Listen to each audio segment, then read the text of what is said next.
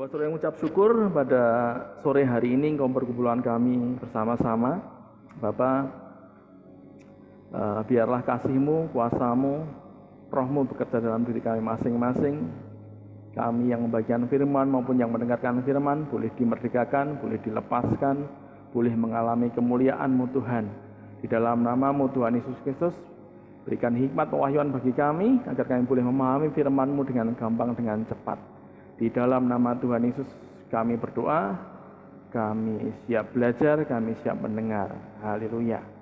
Amin.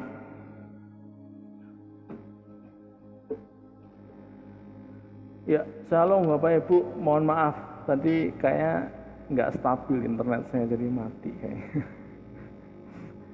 Tapi saya yakin Bapak Ibu tetap menyembah Tuhan di tempat masing-masing itu ya. Oke, saya hari ini akan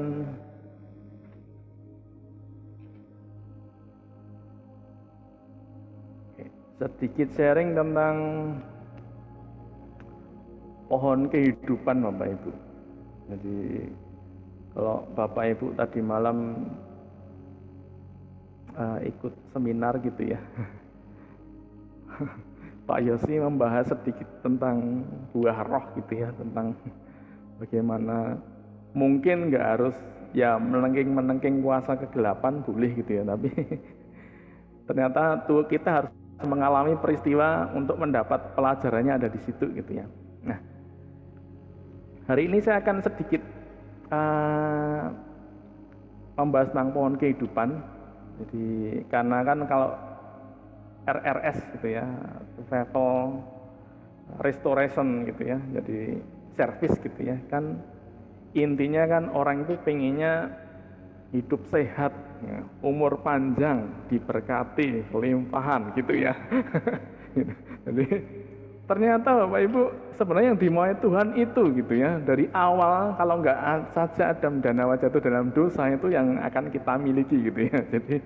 Jadi benar rahasianya di pohon kehidupan ternyata, karena kita harus menikmati apa itu pohon kehidupan. Ini saya bacakan ya ayatnya Bapak Ibu di Kejadian 2 ayat 9. Lalu Tuhan Allah menumbuhkan berbagai pohon dari bumi yang menarik dan yang baik untuk dimakan buahnya, dan pohon kehidupan di tengah-tengah taman itu, serta pohon pengetahuan tentang yang baik dan yang jahat. Jadi ini kita sudah dapat konfirmasi dari Bapak Andreas Samudra juga bahwa kenapa orang itu nggak bisa mengalami kemerdekaan gitu ya. Itu kan karena salah makan dari pohon mana dia hidup gitu ya. Jadi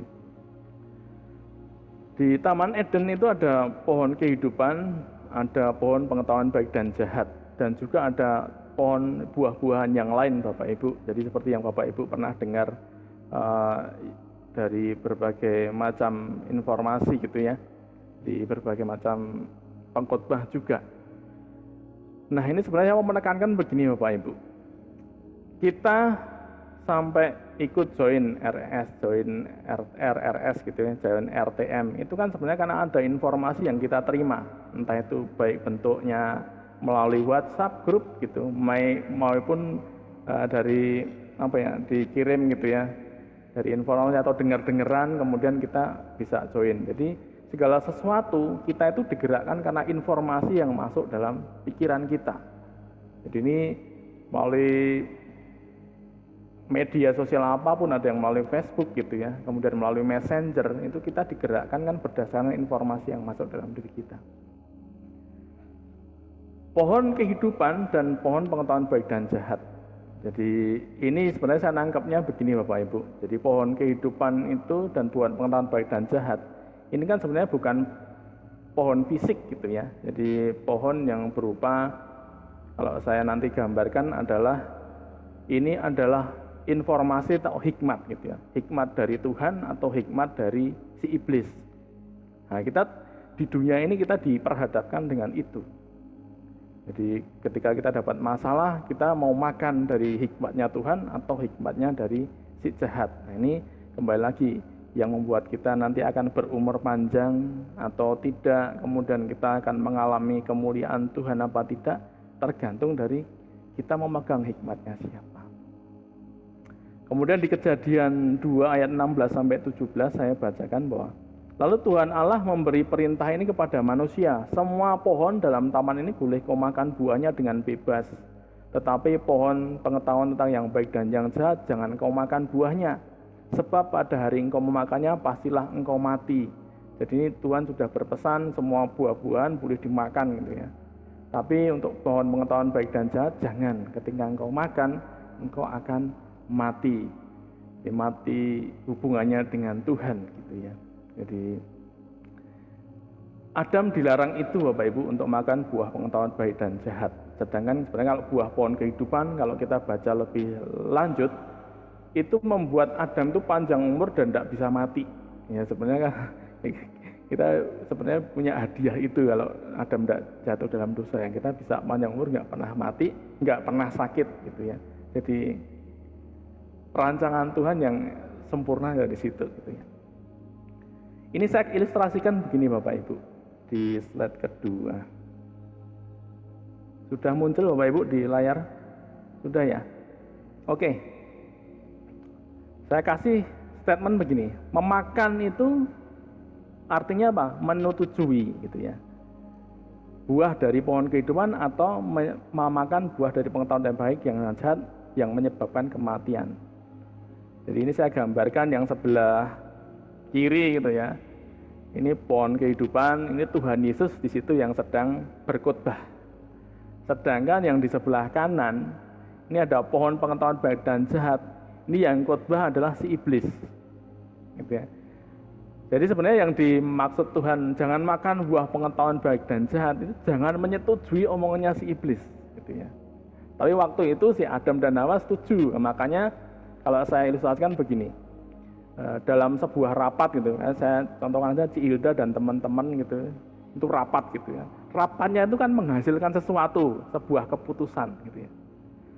Nah, karena brainstorming ya, saling bercakap-cakap, kalau begitu hasilnya ini. Nah, sebenarnya ketika si Adam dan Hawa itu menyetujui omongannya iblis, itu menghasilkan buah gitu. Jadi menyetujui ini loh yang paling benar gitu ya.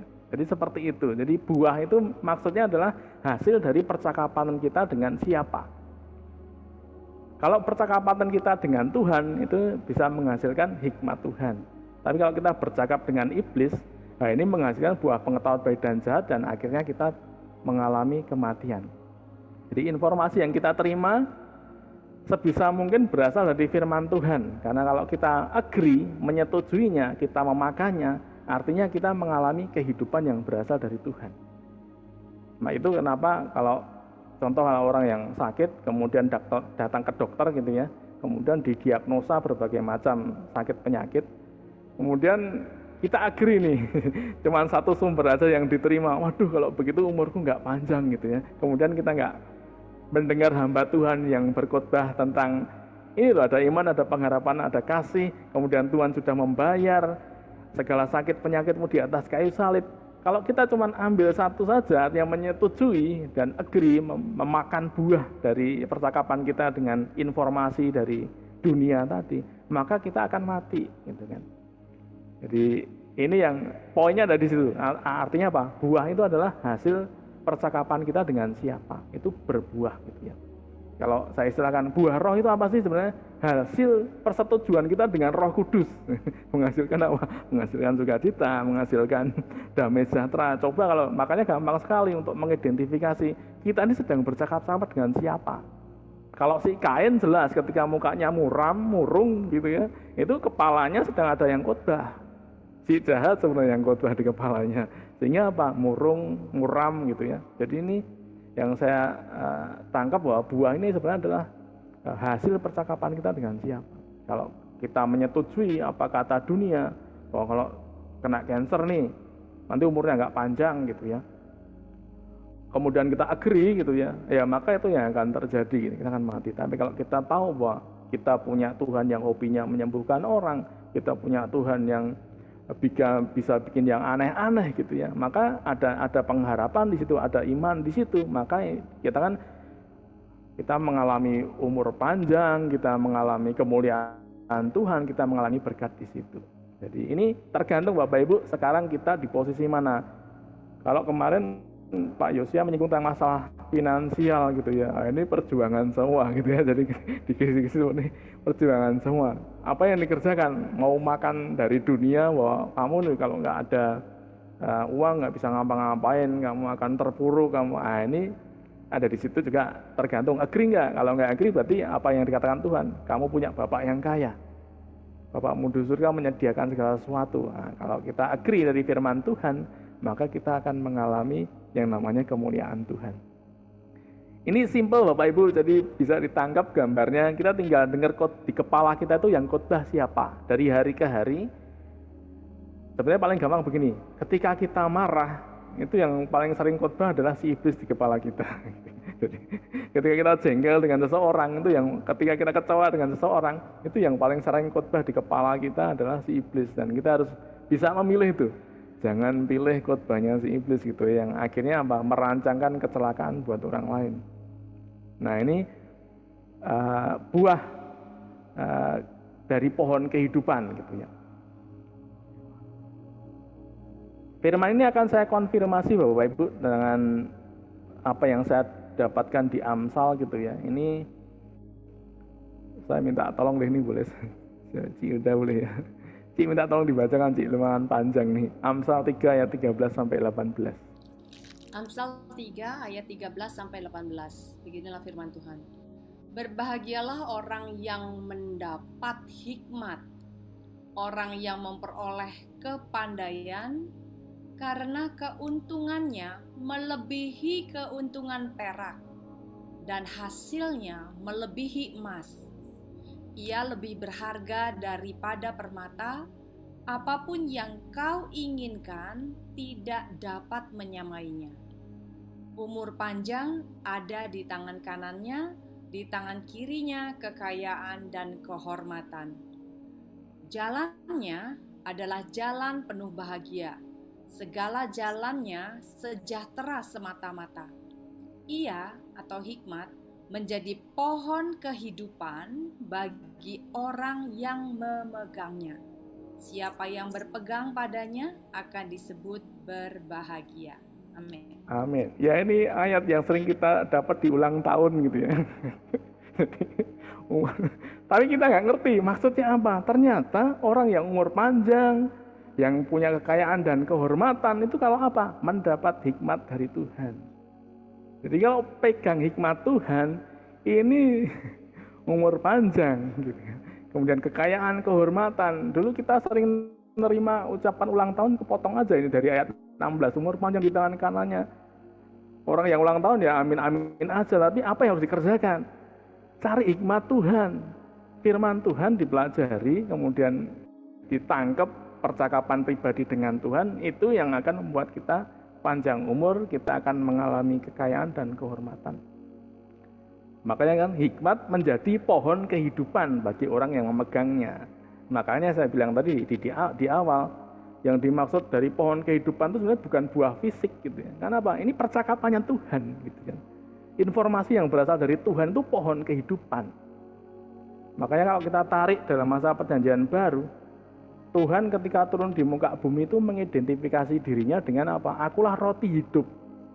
Jadi sumber makanan gitu ya. Jadi sumber kehidupan bagi manusia rohani kita gitu ya. Jadi makanya dari perjanjian lama itu Tuhan mengidentifikasi dengan kehidupan semua, dan semuanya bisa dinikmati. Pada kalau di zamannya Adam itu dikasih apa? Buah pohon kehidupan. Sedangkan kalau di zamannya Tuhan Yesus gitu kan, makanan pokoknya kan sudah ganti gitu ya, roti gitu ya. Makanya Tuhan Yesus mengidentifikasi dengan roti kehidupan. Itu sebenarnya sama dengan kalau kita mendengar firman Tuhan, mengerjakannya, itu kita sedang makan dari pohon kehidupan gitu ya. Ya ini korelasinya di sini. Akulah roti hidup yang telah turun dari surga. Jika seorang makan dari roti ini akan hidup selama-lamanya. Sama kan? Ketika orang makan pohon kehidupan panjang umur. Ini Tuhan Yesus mengatakan, kalau makan aku, makan roti ini, hidup selama-lamanya Bapak Ibu. Jadi ini sama ketika khotbah sama Adam di Taman Eden itu juga Tuhan Yesus juga yang sedang men-share kehidupannya Tuhan gitu ya. Jadi ini roti hidup, pohon kehidupan itu sebenarnya satu pribadi yang sama, yaitu Tuhan Yesus sendiri gitu kan. Oke, nah berikutnya begini. Kadang dalam kehidupan kita gitu ya, kita request sesuatu, kita sedang bergumul tentang sesuatu kok Tuhan nggak jawab-jawab gitu ya. Kadang Tuhan minta ini Bapak Ibu, kita untuk menghasilkan buah gitu ya. Saya bacakan dari Yohanes 15 ayat 16 bahwa bukan kamu yang memilih aku, tapi aku yang memilih kamu, dan aku telah menetapkan kamu supaya kamu pergi dan menghasilkan buah, dan buahmu itu tetap. Supaya apa yang kamu minta kepada Bapa dalam namaku diberikannya kepada. Jadi kadang kita fokusnya ke doa-doa terus. Doa terus, tapi ternyata Tuhan minta sesuatu dalam diri kita yang buahnya hasilnya itu tetap. Kamu harus ngikutin firman-Ku dan kamu berubah dari apa yang kamu yang dahulu gitu ya. Nah, ini kalau dikatakan buah yang tetap bisa buah roh sama buah pertobatan. Supaya apa yang diminta dalam nama Tuhan Yesus itu diberikan kepada kita. Jadi ini kembali lagi, sesering Bapak Ibu ikut dengar firman Tuhan ayat per ayat gitu ya, kadang ada sesuatu yang nyentil dan Bapak Ibu tolak-tolak gitu ya. Ini bukan, saya nggak gini. Nah, sebenarnya Tuhan itu sedang mengatakan, ini loh kamu kayak gini, berubah dari situ. Nah, nanti kalau kita sadar itu kemudian kita berubah, ngaku gitu sama Tuhan, aku begini nih, aku minta ampun. Nah, ketika request gitu ya, diminta, nanti langsung turun ACC gitu, di ACC gitu apa yang kita minta. Nah, ini yang dia dikatakan, yang saya terima menghasilkan buah seperti itu Bapak Ibu. Jadi kadang kita lupa, kita berdoa terus, forsir terus, tapi ternyata Tuhan sedang mereparasi diri kita. Tuhan sedang minta sesuatu dari kita untuk kita ubah dalam kehidupan kita. Nah, ini berlaku buat kita semua Bapak Ibu. Jadi enggak cuman yang ngasih firman gitu kan, firman pedang bermata dua gitu, juga berlaku buat saya. Kalau enggak ya stagnan gitu ya. Jadi artinya ada sesuatu yang harusnya kita mengalami progresif, kita akan terhambat di situ. Jadi menghasilkan buah supaya apa yang kita request itu di-ACC sama Bapak Surga. Oke, sekarang kita belajar makan ini.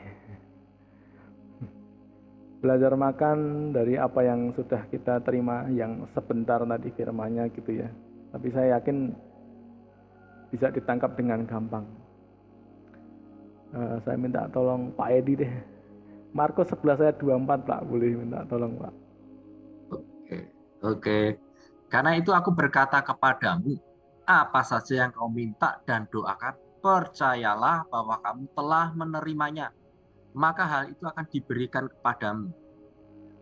Oke, ini yang sering kita dengar gitu ya, dan sering diulang-ulang bahwa kalau kita berdoa gitu ya, kita percaya bahwa kita telah menerimanya. Jadi memang kalau bisa dikatakan kita mengkondisikan jiwa kita bahwa kita sudah menerima itu, entah perasaan kita, pikiran kita. Makanya kalau orang yang dalam keadaan kondisi sakit gitu ya, kemarin Pak Edi bilang pernah kena COVID gitu ya. Saya 2 minggu sebelumnya nggak kena COVID sih, cuman ngedrop tepar gitu ya, sehari udah nggak bisa ngapa-ngapain, ini badannya menggigil. Kemudian dites sendiri pakai itu antigen sendiri gitu ya, beli sendiri, tes colok sendiri sama istri saya, negatif gitu ya. Jadi sehari itu sembuh. Jadi apa yang saya kerjakan Bapak Ibu, ya selain berdoa berbahasa roh gitu ya, saya mengimajinasikan diri saya sudah sembuh gitu ya. Jadi mengimbannya dan memiliki perasaan bahwa sudah sembuh. Pokoknya intinya nanti kalau saya tidur sebentar saya sudah seger ya, ada di situ. Jadi percaya apa yang kamu minta, kamu telah menerimanya. Kemudian yang biasanya di mindset saya munculkan adalah kalau saya makan panas, saya makan itu kemudian sembuh gitu ya. Jadi itu terjadi Bapak. Cuma sehari itu aja habis itu sembuh gitu ya. Jadi apa? Kalau kita doakan percaya bahwa kita telah menerimanya. Ini berlaku tidak hanya di sakit penyakit, juga di finansial juga sama.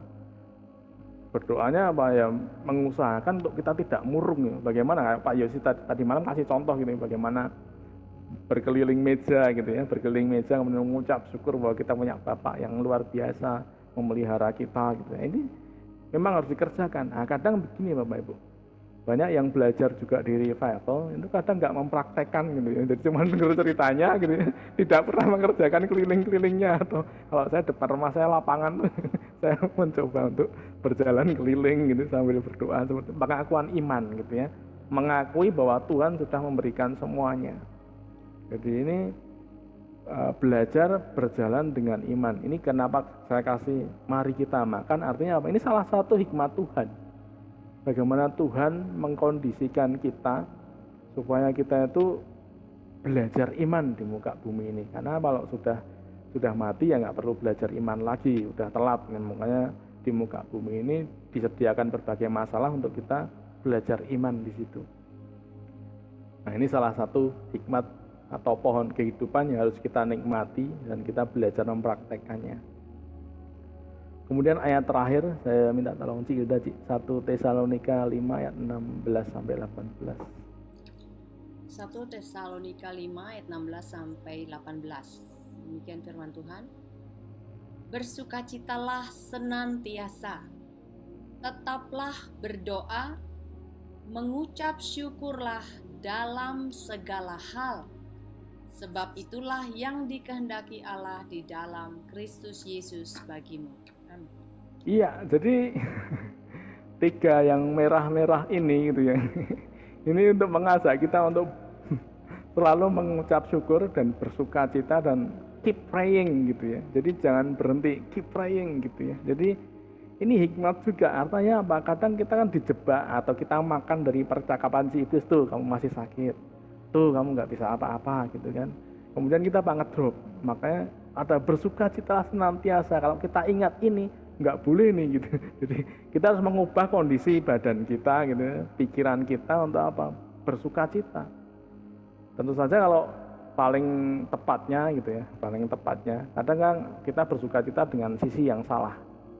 Kalau bersukacita, kita pernah ingat pemasmur bilang bergembiralah karena Tuhan dan Dia akan memberikan apa yang diinginkan hatimu gitu ya. Jadi bersukacitanya itu karena Tuhan. Ya, jadi kadang kita bersukacitanya hal-hal yang duniawi gitu ya. Wah, mumpung punya uang, saya sakit, senang-senang deh ini belanjakan ini belanja. Kalau uangnya habis nanti dari ngedrop. Jadi bersukacitanya harus bener nih. Bersukacitalah karena Tuhan. Jadi Bapak Ibu yang masuk ke RRS, masuk ke revival, tiap hari bisa pemuritan itu 70-50 tiap hari itu tepuk tangan, saya bilang itu angkat jempol aja 1000 2000 jemaahnya itu kalau diundang PA itu cuman bisa datang cuman 9-13.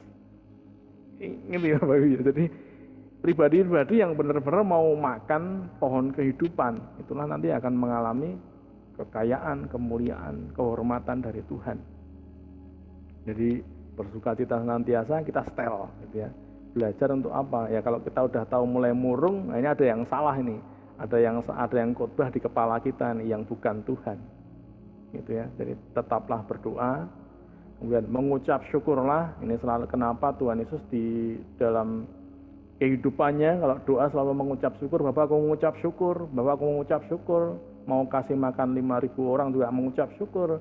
Mau membangkitkan Lazarus juga bilang, Bapak aku mengucap syukur, Engkau selalu mendengarkan doaku dan selalu mengabulkan doaku. Jadi inilah pattern atau contoh atau pohon kehidupan yang harus kita ikuti kehidupannya. Jadi inilah yang dikatakan, saya bilang pohon kehidupan. Jadi Tuhan memberkati Bapak Ibu. Ini yang bisa saya sampaikan pada sore hari ini. Saya kembalikan kepada Cik Hilda. Terima kasih, Tuhan berkati.